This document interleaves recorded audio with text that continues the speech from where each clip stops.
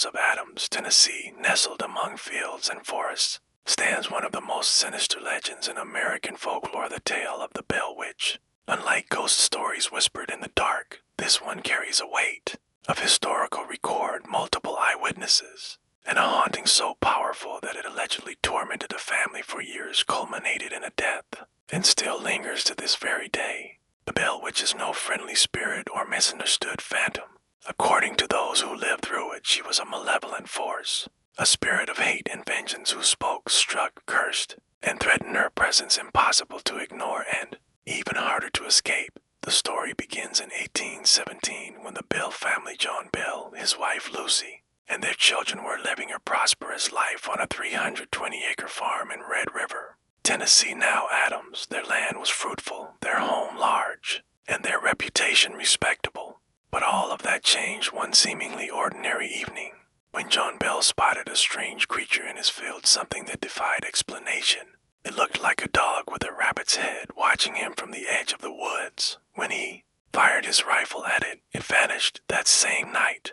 His son Drew claimed to have seen a bird of extraordinary size, and over the following days the family began hearing knocks on the walls, scratching under the floors, and chains dragging across the wood. At first, they believed it to be animals or pranksters, but the sounds grew louder, more deliberate, more human. Soon the phenomenon escalated. The sounds evolved into whispering voices, at first unintelligible, like a distant wind mumbling.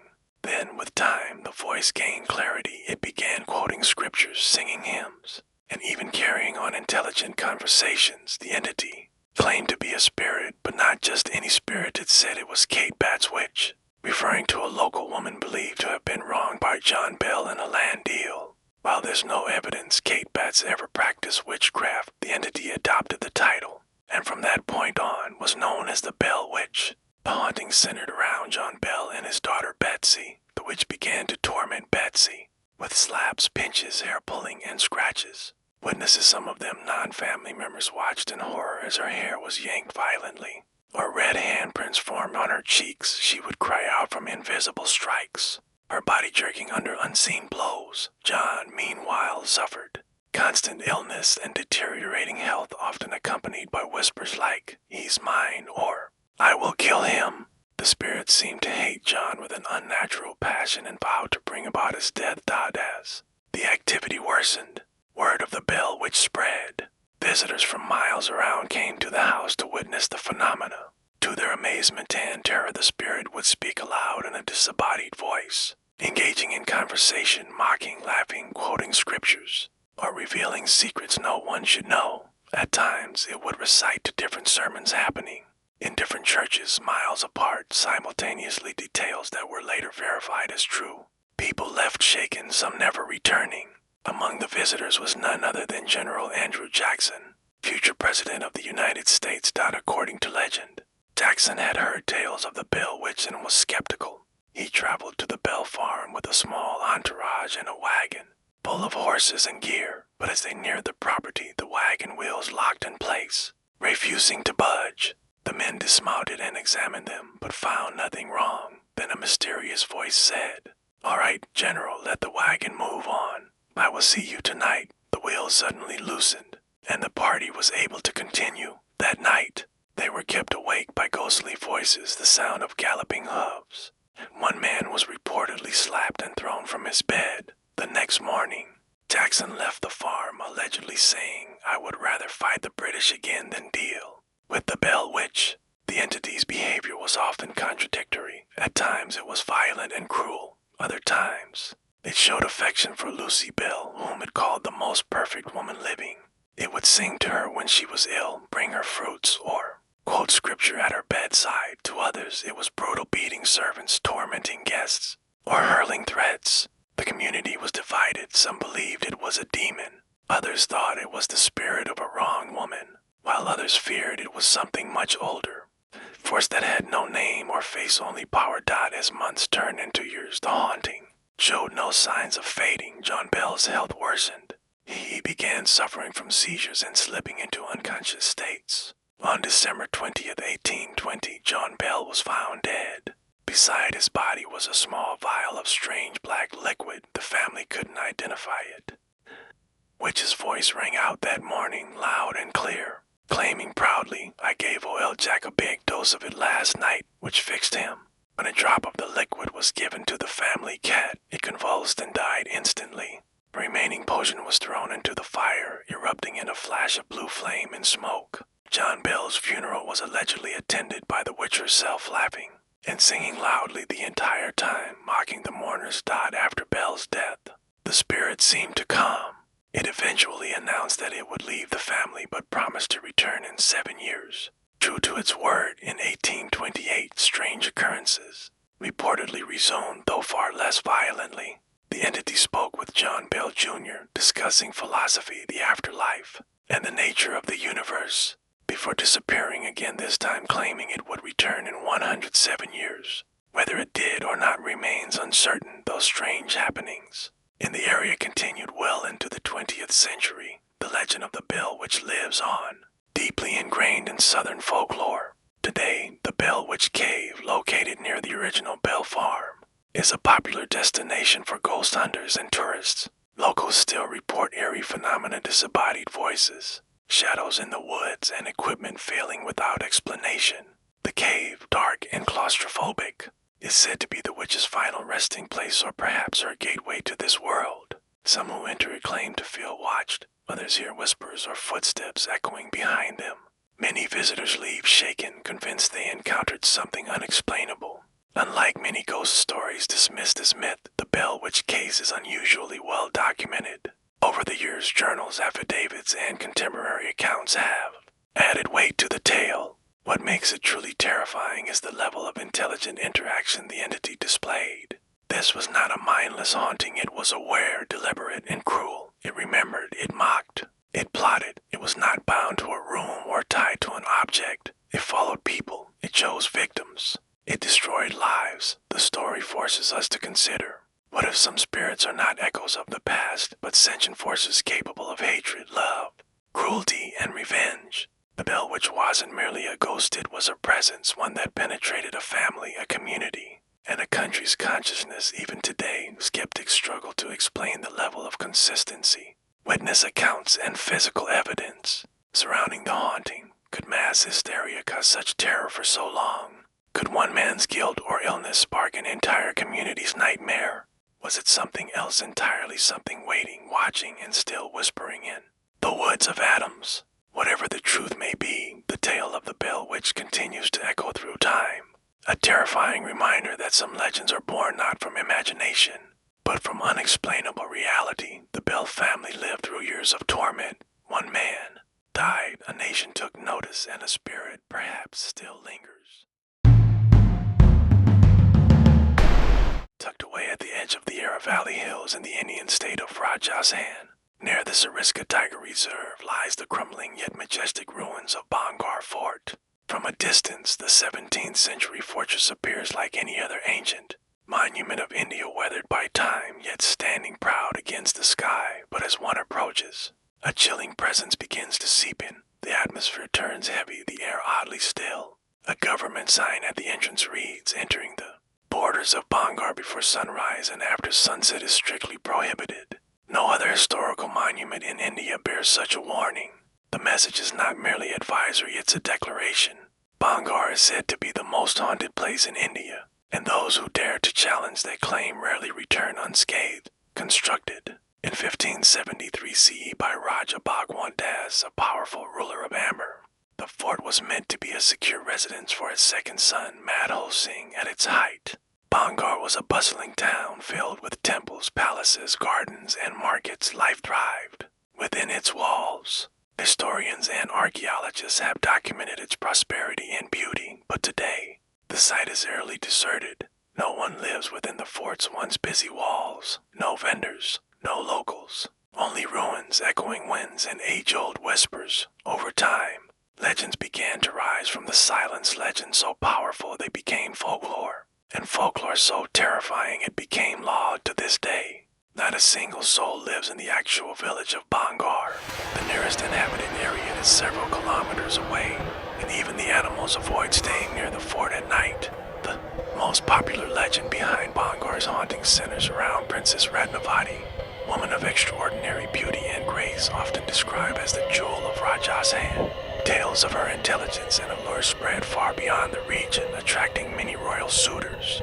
Among those drawn to her was Singhia, a tantric sorcerer skilled in black magic. But his obsession with the princess took a dark turn. Knowing that she would never choose him willingly, Singhia devised a plan to enchant her.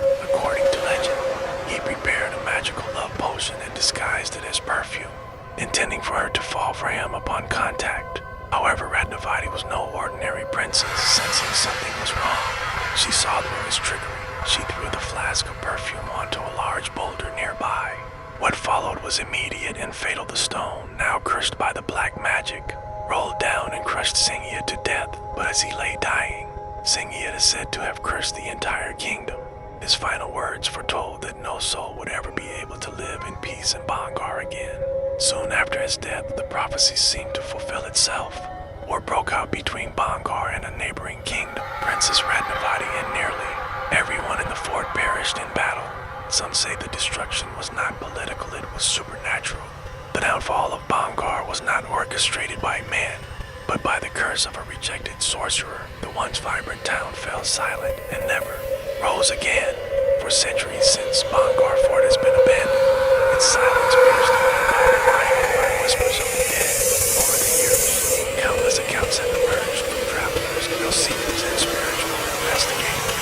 Some report hearing surprising screams from corridors. Others claim to have seen shadows flicker across stone corridors, vanishing into thin air. Several speak of feeling a constant, invisible gaze, as if the eyes of the dead watch every step. There have been reports of women's cries coming from the palace complex at night, believed to be the ghost of Princess Ratnavati herself. Paranormal enthusiasts describe a sudden and inexplicable drop in temperature as they near certain parts of the fort, especially the old bathing areas and the main temple. One of the eeriest aspects of Bangar is its complete lack of animal life. For dark, not even the monkeys that inhabit nearby ruins are seen in the fort past sunset. Birds do not nest within its walls. Some say the land itself is cursed, that no one can survive a night there. In fact, numerous local legends speak of brave adventurers who tried to spend the night inside the fort, only to suffer fatal accidents or vanish without a trace. An often cited tale involves a group of friends who sneaked in one night with flashlights and cameras. As they explored the main palace, one of them fell through the floor and broke his leg. On the way to the hospital, their car mysteriously crashed, killing the driver and injuring the others. Locals viewed it not as a coincidence, but as the fort's revenge for breaking the sacred rule: leave before sunset or never leave at all. Unlike many haunted locations around the world, Bangar's reputation is not based on unverified rumors alone. The Archaeological Survey of India, ASI, a government authority, has officially declared the site unsafe after dark. Their signboards warn visitors not to enter the area before sunrise or after sunset, implying more than just concerns about wildlife or poor visibility. Even the guards assigned to patrol the area during the day reportedly leave before twilight. No one is willing to remain inside after dark, not even the boldest among them. The fort itself is deceptively beautiful. Its grand gates, ancient temples, market streets, and palace structures reveal a glorious past. But beneath the beauty lies something deeply unsettling. The moment you step through the main gate called the Boot Bangla, or House of Ghosts, there's a shift in the air. Locals speak of the silence of the dam that hangs over the area. The feeling intensifies the deeper one walks into the ruins. Some sections are believed to be more haunted than others, especially the priest's chambers. The market area and the palace rooms said to have belonged to Ratnavati. Photographers and paranormal researchers claim that electronic devices malfunction within the fort. Camera batteries drain rapidly, compass needles spin wildly, phones lose signal. The mystery of Bangar has also attracted international attention, with paranormal teams from around the world investigating the site. While scientific explanations often point to natural magnetic anomalies or psychological effects, even the most rational minds admit that there is something profoundly disturbing about the place. Indian spiritualists believe the fort is home to Shadales, female spirits that died in agony, and that the energy trapped within the walls is the result of unresolved suffering and black magic. Some even believe that the soul of Singhia, The sorcerer still lingers, bound to the site by his own curse despite its terrifying reputation. Bangar Fort has become a tourist destination.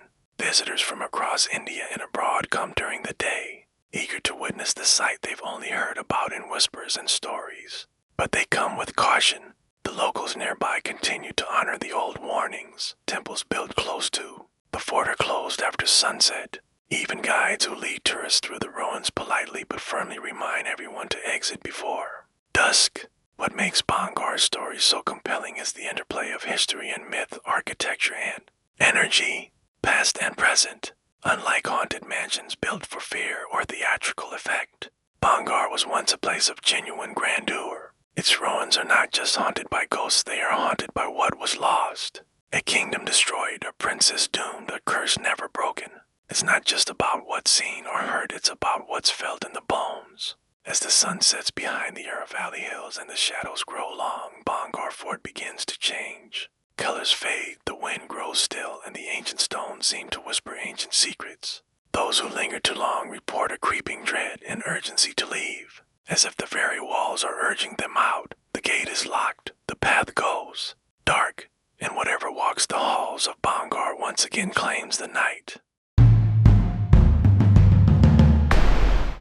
Amityville evokes an immediate shiver from many a name now immortalized in books, movies, documentaries, and endless debates. But what started as an unspeakable crime in a quiet Long Island neighborhood became one of the most chilling and controversial tales of supernatural terror in American history. The Amityville Horror is more than just a horror story. It is a disturbing intersection of true crime, paranormal mystery, and psychological trauma that continues to fascinate and frightened decades later. It all began at a picturesque Dutch colonial home located at 112 Ocean Avenue in the small town of Amityville, New York, a home that would soon be known worldwide as a place of evil. The horror began not with ghosts but with a massacre. On the night of November 13, 1974, 23-year-old Ronald Butch DeFeo Jr. crept through the house carrying a .35 caliber Marlin rifle. Systematically and without mercy, he murdered his entire family, his father Ronald Sr., his mother Louise, and his four siblings, Dawn 18, Allison 13, Mark 12, and John Matthew 9, were found face down in their beds, shot execution style. No one had stirred. No neighbors reported hearing gunshots. The complete silence that surrounded such brutality was eerie. Questions immediately surfaced. Why hadn't anyone woken up? How had he managed to kill all six without a struggle or alerting anyone? These questions would never be fully answered, only adding to the dark mystique that would grow around the house. Ronald DeFeo Jr. was arrested and charged the following day. His motive shifted with each telling. Sometimes he claimed voices in the house commanded him, other times he cited rage or family conflict. Eventually, he was convicted of 6 counts of second-degree murder and sentenced to life in prison. While the public was horrified by the brutality of the killings, what would follow just over a year later would catapult the house from crime scene to supernatural legend. In December 1975, George and Kathy Lutz purchased the house for a surprisingly low price, just $80,000. The 6-bedroom home, complete with a boathouse and a swimming pool, was a dream come true for their newly blended family, which included Kathy's 3 children. From a previous marriage, they were aware of the DeFeo murders, but after much discussion and a blessing from a Catholic priest, they decided to move in. Their intention was to build a happy life in a beautiful home.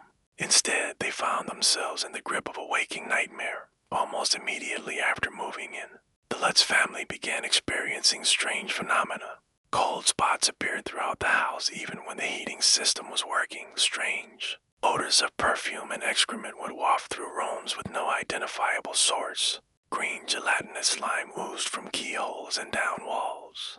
Doors and windows would suddenly slam shut or fly open. A heavy ceramic lion statue reportedly moved on its own, injuring George's leg. The family dog, Harry, tried to hang himself on his leash in the backyard just hours after they moved in. George Lutz, once a rational and grounded man, began to change. He grew increasingly irritable, withdrawn, and obsessed with the fireplace, which he would keep burning continuously. Every night, he would wake at exactly 3:15 a.m., The exact time police estimated the DeFeo murders occurred, he began to feel that the house was exerting some kind of influence over him, pulling him toward a violent madness. He reported seeing shadows in the hallways and hearing marching bands playing from empty rooms. Kathy Lutz also suffered. She reported terrifying dreams about the murders and claimed she was once levitated above the bed and thrown across the room by an unseen force. She also developed unexplained bruises and welts on her body. Perhaps the most disturbing experiences came from the children. The youngest daughter, Missy, began speaking to an imaginary friend she called Jody, whom she described as a red-eyed pig that could change size and shape. George and Kathy both claimed to have seen glowing red eyes staring at them from Missy's bedroom window late at night. On another occasion, Kathy claimed she witnessed the beds of the children levitating and slamming back down. The family began hearing unexplained footsteps, banging sounds in the walls, and whispers that seemed to come from thin air. When they brought in a priest, Father Ralph Pecoraro, later known in accounts as Father Mancuso, he experienced overwhelming nausea and was told by a disembodied voice to get out while blessing one of the rooms. He later reported that his hands blistered and that he developed a high fever after the visit.